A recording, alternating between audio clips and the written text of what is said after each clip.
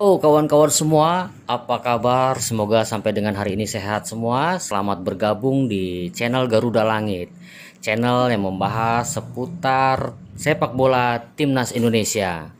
Dengan situasi seperti ini, kita kondisikan dan jangan lupa subscribe and like-nya. Oke, kawan-kawan semua, selamat menyaksikan. Halo kawan semua, jumpa lagi bersama gue Martin di sini. Apa kabar kalian semua? Semoga kalian dalam keadaan sehat walafiat tanpa kurang satu apapun. Amin. Oke teman-teman, di video kali ini gue pengen bikin preview nih, previewnya Timnas U23 yang akan melakoni turnamen Piala AFF U23 ya bulan Februari ini, pertengahan Februari kalau nggak salah tanggal 14 atau 15 Februari ini ya, saya kurang hafal. Tahun ini tahun 2022 di Kamboja. Wah, seru banget nih kayaknya nih Timnas U23 kita siap tempur di perhelatan Asia Tenggara nih. Ya, terima kasih sebelumnya pada kalian yang udah support channel ini ya. Terima kasih banyak. Oke, langsung aja kita akan coba untuk sedikit melakukan preview sebelum Timnas U23 tampil di Piala AFF U23 pertengahan bulan ini, bulan Februari.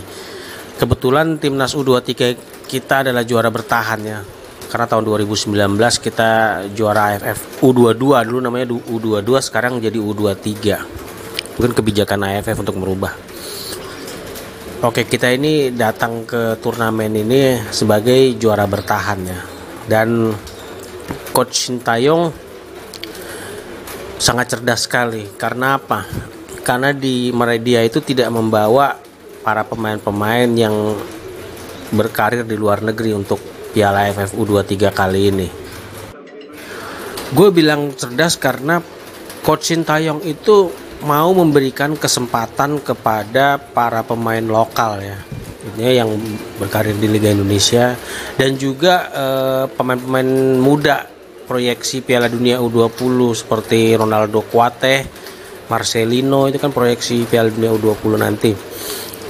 Dan juga serta beberapa pemain debutan, ada beberapa pemain debutan juga, dan di mix juga sama pemain-pemain yang sudah sering tampil dan bahkan di timnas senior ya, yang tapi usianya masih bisa untuk ikut Piala U23. Disinilah kehebatan Sintayong itu, pola pikirnya dia itu sudah sangat kelas dunia, sudah sangat maju lah dalam melatih. Itulah kehebatannya Sintayong. Dia ingin memberi jam terbang atau pengalaman kepada para pemain muda dan juga para pemain debutan ini ya. Dia pengen memberi menit bermain bagi mereka untuk jam terbang, pengalaman di turnamen. Bahkan Piala AFF kan juga termasuk turnamen besar lah di Asia Tenggara ini. Jadi itu sudah sangat benar-benar brilian lah bagi Sintayong. Dia tidak menyertakan pemain-pemain hebat seperti Asnawi, Witan, Egy, dan lain sebagainya, Elkan. Kan itu kan pemain-pemain hebat semua, cuman gak dibawa nih sama Sintayong. Sintayong ingin memberdayakan pemain-pemain lokal biar untuk mendapatkan menit bermain, jam terbang di kompetisi besar seperti AFF, untuk mengasah mental dan juga game plan dan juga taktikal strategi untuk menambah jam terbang mereka begitu. Terutama di organisasi permainannya, Sintayong sebaiknya memang di Piala AFF U23 ini Timnas Indonesia itu lebih fokus ke organisasi permainan. Ketika transisi antara menyerang ke bertahan maupun dari bertahan ke menyerang, itu benar-benar fokus ke situ untuk game plan gitu, untuk dimana Sintayong kan suka merubah-rubah strategi ya, merubah-rubah pola. Nah, itu sangat bagus sekali nih turnamen ini untuk dicoba-coba seperti itu ya, karena memang kita ini sebaiknya memang tidak perlu ditarget juara ya, tapi kita ini calon juara. Maksud gue gini, Maksud gue di turnamen ini, turnamen Piala AFF U23 ini, kita ini jelas calon juara. Mental kita memang mental juara, untuk juara. Tapi jangan terlalu dibebankan gitu, jangan terlalu misalnya ditarget bener-bener kamu harus juara. Jangan, nggak usah. Jadi fokus aja ke game plan, ke organisasi permainan. Itu aja dulu. Karena memang Piala AFF U23 kan piala kelompok umur. Dan itu tidak masuk kalender FIFA, jelas. Karena yang dihitung kan timnas senior. Di timnas senior juga Piala AFF juga masih masuk FIFA A-Match ya.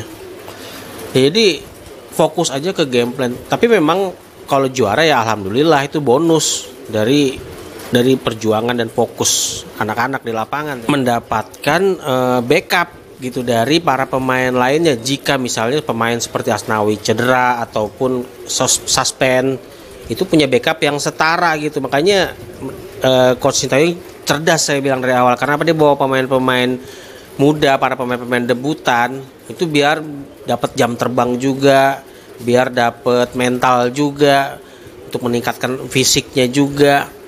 Ya seperti hal-hal seperti itu untuk membackup kedalaman squad. Kedalaman squad tuh maksudnya ya gitu tadi. Setiap posisi itu minimal ada 3 atau 4 pemain yang memiliki kualitas yang sama gitu. Entah itu striker, entah itu gelandang tengah, libero, back tengah, center back, kiper sekalipun, atau striker dan pemain sayap ya. Ya jadi seperti itu ya.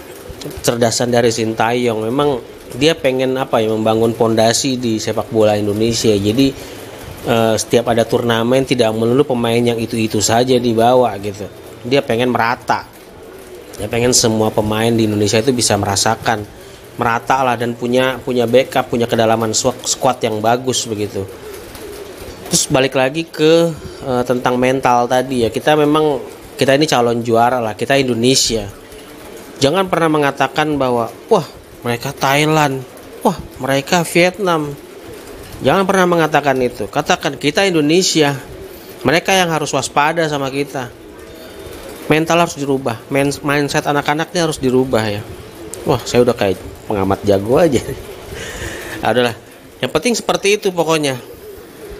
Jadi yang terakhir gue pengen bilang bahwa Piala AFF U23 ini nggak perlu repot-repot ditarget juara ya. Kalaupun juara juga alhamdulillah dan bonus, tapi lebih difokuskan ke game plan, organisasi permainan, pengalaman seperti itu kepada pemain-pemain debutan dan pemain-pemain muda yang diproyeksikan untuk timnas Indonesia, Piala Asia ataupun untuk Piala Dunia U20 nanti ya tahun 2023 kalau nggak salah, kalau jadi insya Allah. Jadi seperti itu.